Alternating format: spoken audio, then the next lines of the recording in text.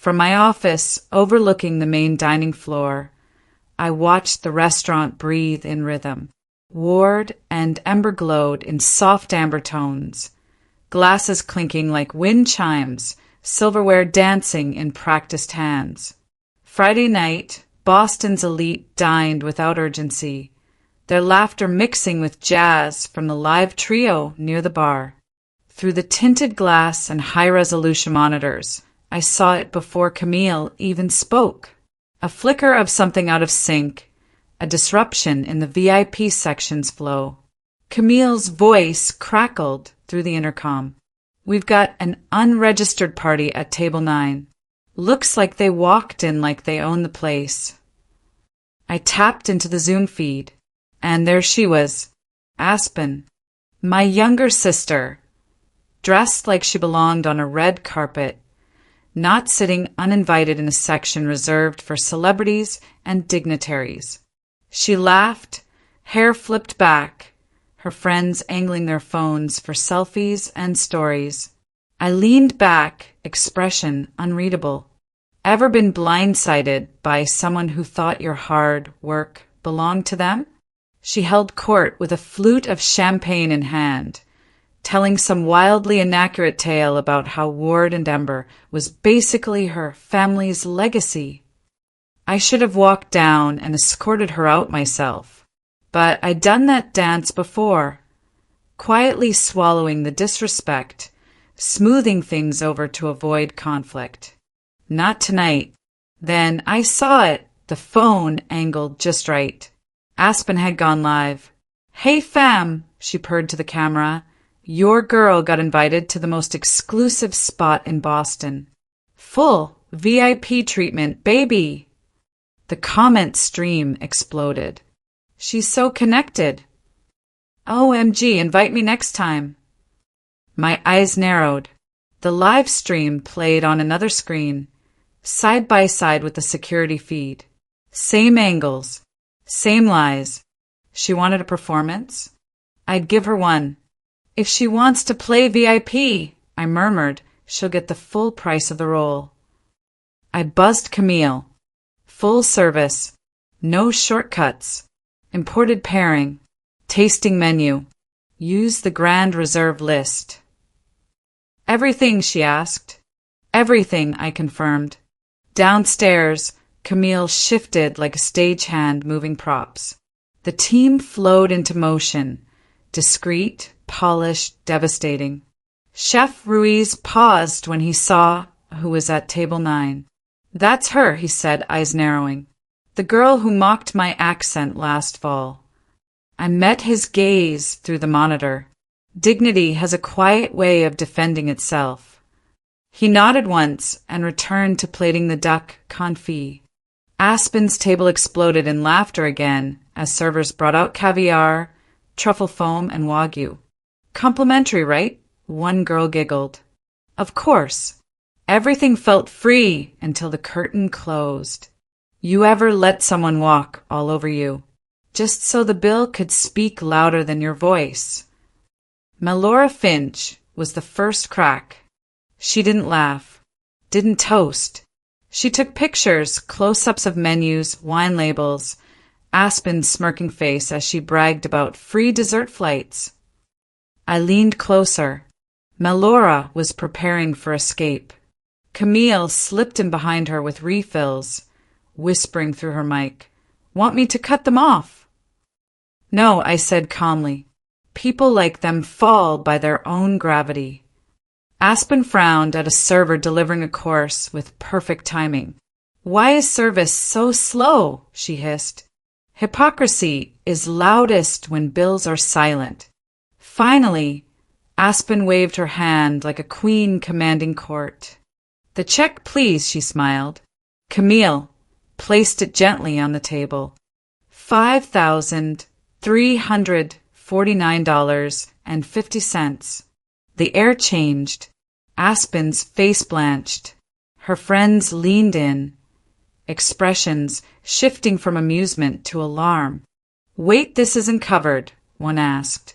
Aspen stammered. I mean it's family." Melora was already uploading. The post hit like a detonation.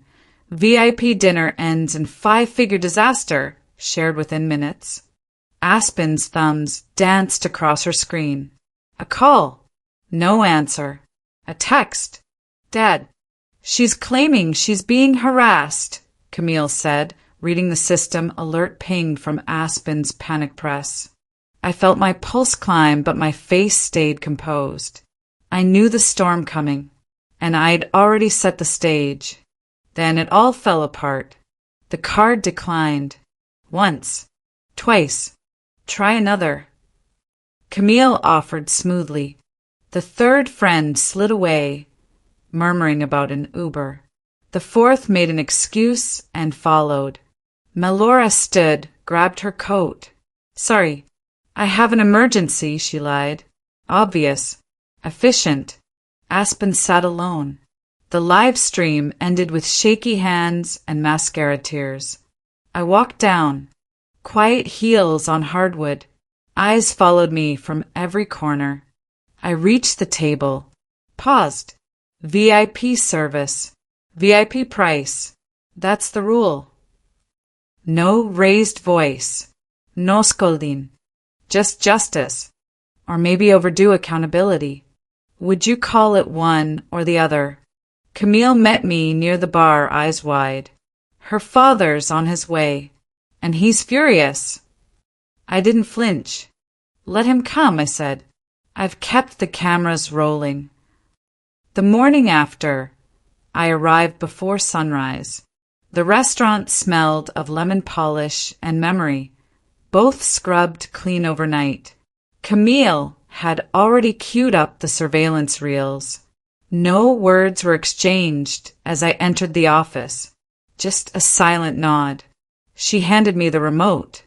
The footage played in crisp silence. Aspen's smug smile, the flutes clinking, the collapse.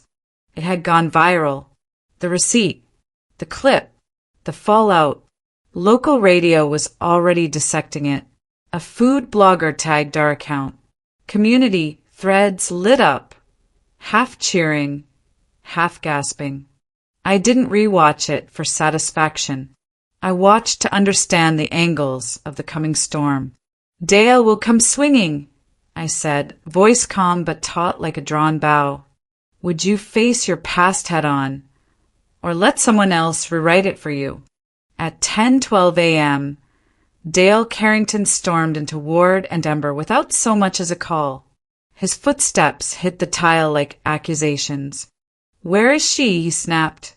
What the hell do you think you're doing, humiliating your sister like this? No greeting, no decorum, just fury cloaked in fatherhood. I closed the office door behind us. Come, I said, leading him to the surveillance room. I didn't offer coffee. He followed, huffing, bristling, still dressed like the day had already offended him. I pressed play. Aspen, laughing, performing, live streaming. I pointed to timestamps. Here, where she lied about ownership. Here, where she mocked staff. And here, where the stream ends because the truth got too heavy. Dale stood rigid, arms folded, silent. You didn't lose control of her yesterday, I said. You gave it up years ago. His jaw tightened, but the confidence began to fracture. He shifted tactics. She's young, emotional. She made a mistake. She made a production, I replied. I placed the legal folder on the table. Defamation, damage to brand equity, defrauding services. I'm not threatening. I'm informing, I said. Either she apologizes publicly and works the debt off, or I pursue this in court. He scoffed, trying to reclaim ground. You're punishing her. This is about vengeance. I met his stare. No, this isn't revenge. This is boundaries. I buzzed the intercom. Camille, send in Harlan. Chef Ruiz entered, silent, his white coat crisp. This is the man she mocked at a charity event 2 years ago, I said. his accent, his background. Harlan nodded once. She called me a kitchen prop. Dale shifted, his face unreadable. And in that silence, the weight of evidence became louder than his name. Camille handed me a small envelope. A note, handwritten. Thank you. You did what I never had the strength to do. Elaine. I didn't let the tremor reach my hands. I folded the note slowly. Elaine hadn't come, but she'd spoken. A memory floated, her walking out of Aspen's tantrum one Thanksgiving, quietly without confrontation. It had taken me years to realize silence doesn't mean absence. Sometimes it's survival. Have you ever done something hard, not because it felt good, but because it was necessary? Dale shifted again, reaching into his coat. A checkbook. I'll pay the bill. Whatever it takes to end this. I shook my head. Money doesn't teach lessons. Work does. Camille, cool as winter steel, added, We already calculated the cost. What she owes isn't in dollars, it's in accountability. He hesitated. Then he folded the checkbook and sighed. No spectacle, he muttered. No press. No humiliation.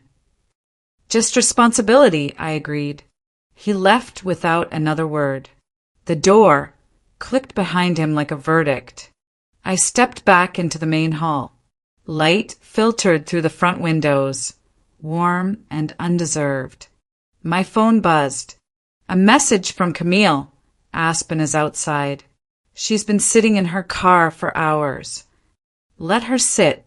She needs to decide if she's ready to stand.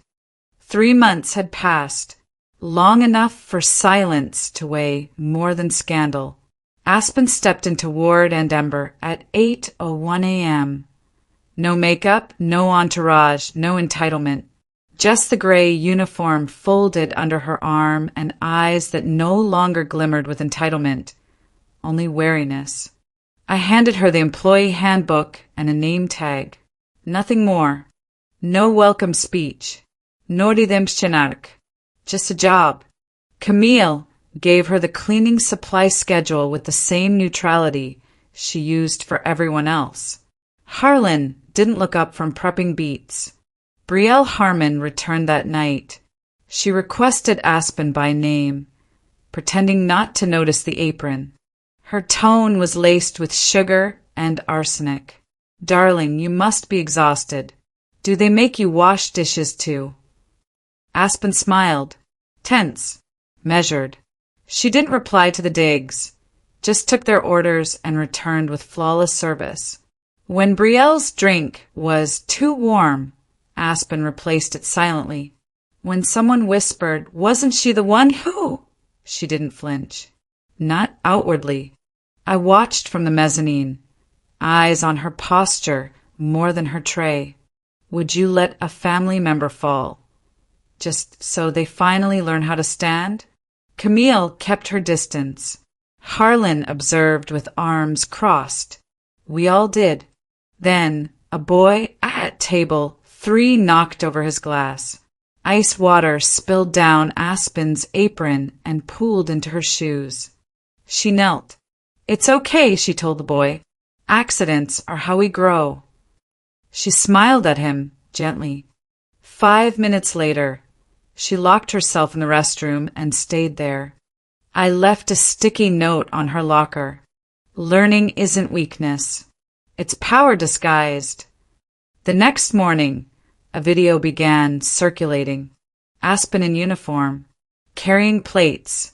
Caption, from VIP to VAL, Aspen Carrington's fall from grace. The clip exploded. She found out midway through her shift during a 10-minute break. Camille handed her the phone. She didn't scream. She disappeared. Restroom again. Lights off this time. Harlan knocked. You okay? Silence. I used to wash dishes at a steakhouse in Queens, he said. Didn't speak enough English to know they were mocking me until it was too late. Pause. But it made me quiet, not small. There's a difference. Aspen didn't answer, but the door unlocked 10 minutes later.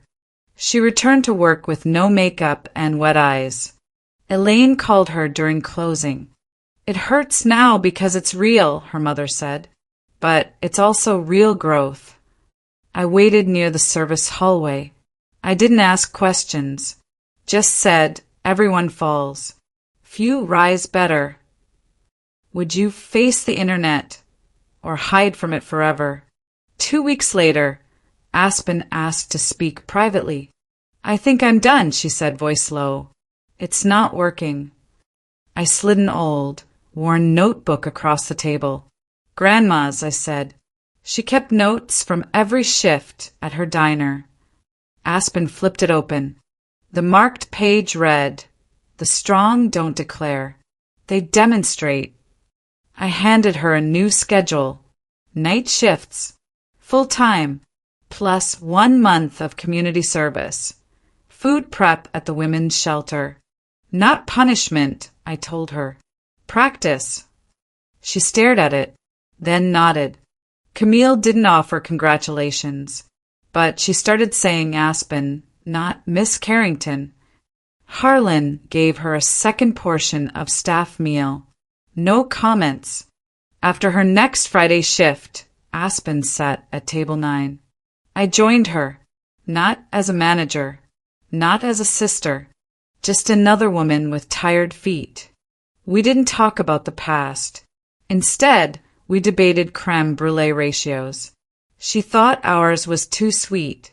I countered it was nostalgic. She laughed, really laughed, just once. That felt enough. Do you believe relationships can be rebuilt, not by words but by actions? I stood to leave. You may never be who you were, I said. She nodded. That's the point. As I walked back to the office, Camille met me in the hallway. Someone's asking to reserve table 9, she said. Said she heard about the transformation table. I looked at the booking log and smiled. Let's make room.